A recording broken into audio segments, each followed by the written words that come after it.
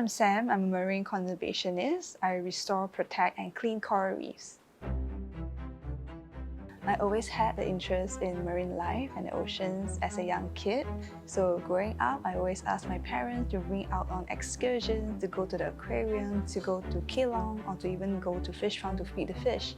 So growing up, I also watched a lot of documentaries on Nat Geo BBC, and then after that, I really discovered that I want to learn more about marine animals, and that actually made me want to study marine science. So I enrolled myself in the degree of marine science in university in Australia, but my mom said no. So I ended up studying Bachelor's of Biological Sciences in Singapore instead. So even though I was studying biological sciences in school, I still want to learn more about marine animals. So during year 3, I actually got a flyer that said internship opportunities in South Africa, and that got me so excited. So I didn't hesitate at all. I signed up for it, I got it, and then I tell my mom, hey, I'm going to South Africa, and then she panicked. She was like, how can? You're a girl. How do I sleep at night?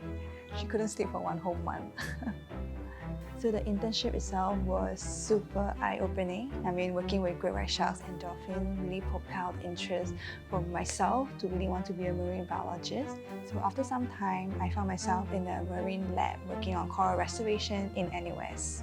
As a researcher in NUS, I work a lot on coral restoration projects, so really propagating corals and then planting them out on damaged or degraded reefs. So when it's big enough, or we can find like big granite rocks, then we directly transplant the corals here. So you can see this is the white putty that we use. So this is really for us to have like a rapid health assessment, right? The darker the color, the healthier it is. So interestingly, if they're from the same parent or like close enough, they can merge and become a big one. So restoration is important because we are losing corals at a very, very fast rate, and it's a global problem, right? And nothing to really put corals back and then hopefully that they can grow is something that we all want to do, so that we want to give a hand to corals to make sure that they can provide services to marine life, to people. They can continue to do that for a long, long time. In Singapore, corals are facing a lot of stress from climate change is one, and then you have land reclamation, you have sedimentation, and these are the impacts that we really need to tailor, right, to better understand how these stresses are impacting local corals so that we can come up with a proper solution to save them.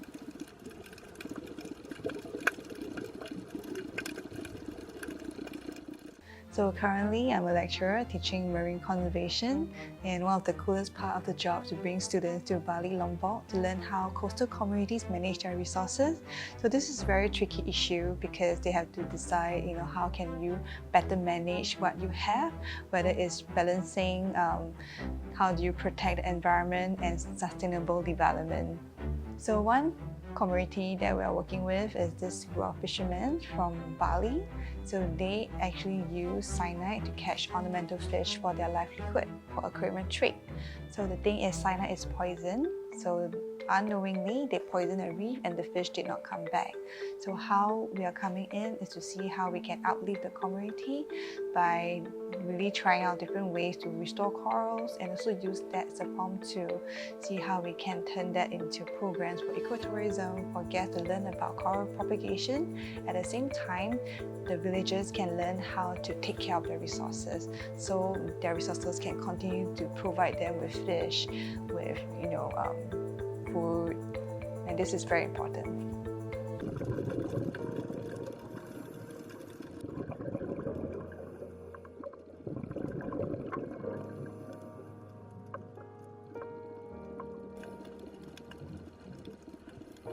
Finding rubbish like fishing lines tangling around corals, and on one occasion a washing machine, our Singapore Reefs, also known as OSR, was a response to the frustrations of having work set back by human impacts.